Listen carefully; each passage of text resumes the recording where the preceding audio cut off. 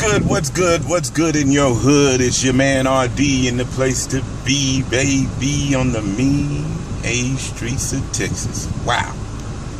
If you are a DFW sports fan like I am, then man, you madder than fish grease. After the Cowboys laid down, that was really the tipping point to what was a crazy week in sports. Manager Wash walked away from the sinking ship that is the Texas Rangers after a thorough beatdown at the hand of the up-and-coming screaming Eagles, the Mean Green Machine from North Texas. Former head coach June Jones stepped away. He just couldn't take it anymore. See his program going in the wrong direction. Well, then came Sunday. Let me back up. I missed one. Late Saturday night, the University of Texas got their nose bloodied by one Brigham Young University. And Texas strong was Texas weak in every facet of the game, especially quarterback. Quite a bit of controversy. I've been reading the news wires or whatever. Strong's too strong-armed or strong-willed to win. So we'll see. I don't know if he's going to keep this path of going, heading to a big home tilt against UCLA. Not a pretend team, a perennial Pac-10 powerhouse. But now for the Pac-12, UCLA going to come in with something for UT if they're not ready. Charlie Strong, your days in Texas might be numbered. But I digress. So, all that's in your bag. Then comes Sunday.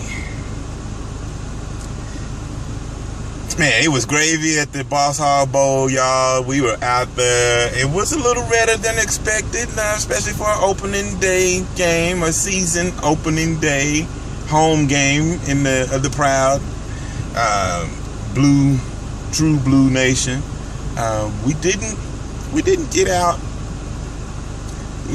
enough of the memo. I mean, really, I think a lot of fans saw a certain writing on the wall and just chose to stay in. But be that as it may, like I said, it was a little redder than we expected out there. Still was a good time tailgating with everyone.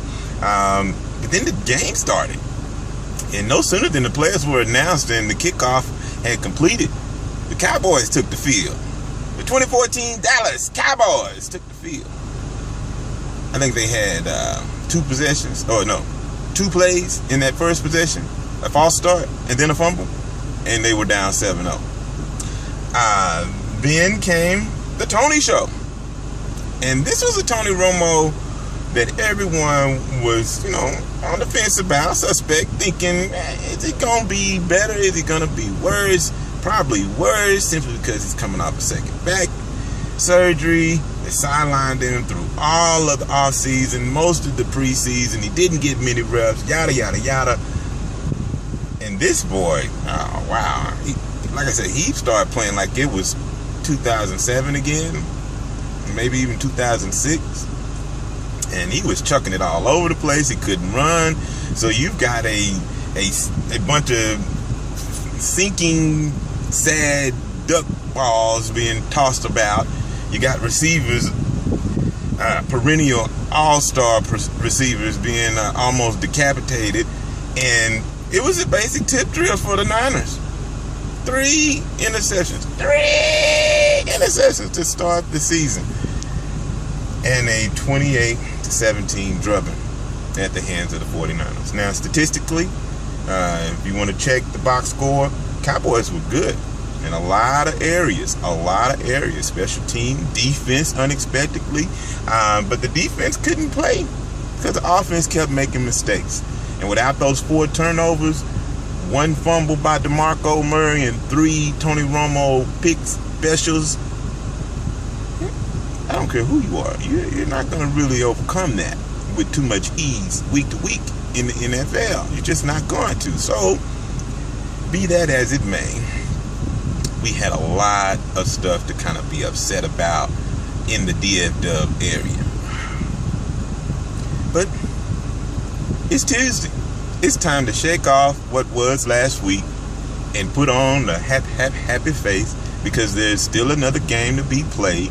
It was only the beginning of the season, and even though they stunk it up, there's still a ray of hope.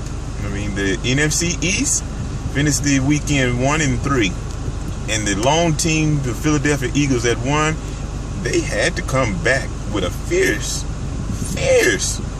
effort in the fourth quarter just to snip the Jacksonville Jaguars. So the Dallas Cowboys and the True Blue Nation should really feel confident in that if we can get a better Tony, we might just be able to salvage this whole season and make it on into the playoffs and drive for 6 like everyone is quietly wishing.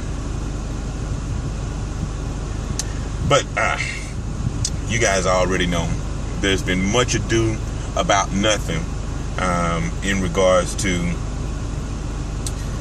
the Cowboys and their inability to overcome Jerry and Tony and the poor offensive line play. So until they prove it on the field, it's just that a bunch of hot air that everybody's spewing. And the fans, hey, if you can turn a dime into $1 by selling your seats, why not? Far be it from me to complain that there was more red in the stands than there was blue, simply because it would have been poetic justice for all those high-priced seats to have gone to the 49ers so that they could watch their team get beat by the Cowboys. That would have played perfectly. Yeah, the real fans didn't have to go inside to see the Cowboys. You know, all around the stadium, we held it down. The perimeter, the parking lot, the Miller Lite Plaza in the SRO zone, you know, standing room only. It was definitely blue. But again, you're going to see that multiple times throughout the season, not just in Cowboys Stadium, but in every stadium. The Cowboys have been doing it to teams for years, traveling the Cowboy Nation all across the country. And so what? It happened to us. And it just so happened on the day that we stunk it up really bad. So yeah, it hurts. And it comes at the end of a really bad week of sports information being shared for the DFW area. So yeah, it was something that kind of stuck in your craw. But again, that's it. That's all I got for y'all on that. Okay, I'm gonna say the last couple tickle licks of this here report for the issue du jour. And it's a very, very touching subject. So I want to be as clear and concise as I say these things. Number one, first and foremost, I want to say to the Rice family, if you guys happen to see this tape recording, I'm praying for you. I really am. And I'm praying for you both and your daughter and your entire family.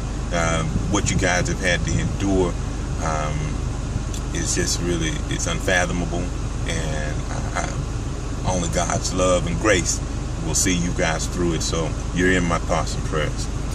Now, let me address the social media backlash that is still actually, you know, tuning up. It's not tuning down.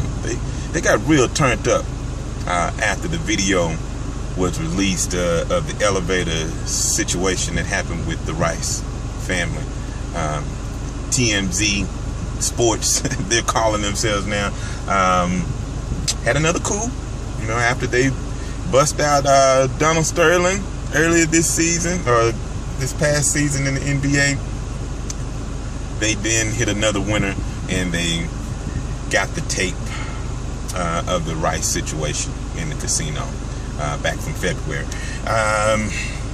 And so, like I say, the league had their own knee-jerk reaction after going soft initially when the tape was released to try and, I believe, and this is just my belief, this is my opinion, y'all, tried to cut off the social media backlash by taking some very aggressive actions toward Mr. Rice and his family.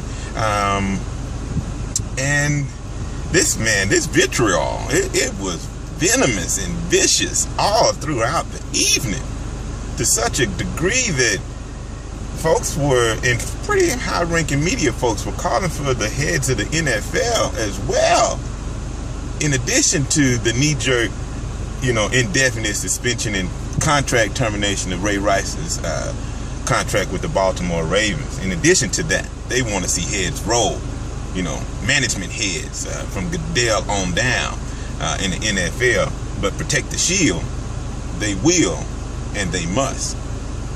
So where does that leave the populace? Where does that leave us? Pretty much the same place it's going to leave us when the page turns.